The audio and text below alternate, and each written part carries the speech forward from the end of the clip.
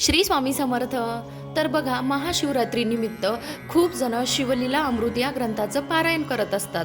आता कुणी महाशिवरात्रीच्या दिवशीच 1 दिवसाचं पारायण करतं, तर कुणी 3 दिवसाचं पारायण करतं, तर कुणी 5 दिवसांचं पारायण करतं.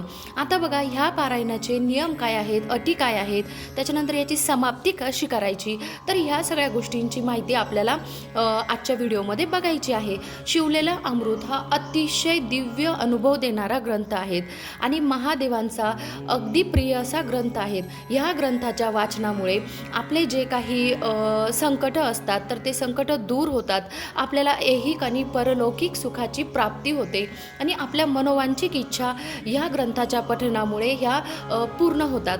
आता जो काही हा महाशिवरात्रीचा 15 दिवसांचा कालावधी आहे, तर याच्यामध्ये आपण 1 पारायण, 3 पारायण किंवा 5 पारायण हे कसे करायचे आहेत, तर ह्या सगळ्या गोष्टींची माहिती बघण्यासाठी खाली जी काही लिंक दिलेली आहे त्याच्यावर क्लिक करा. श्री स्वामी समर्थ.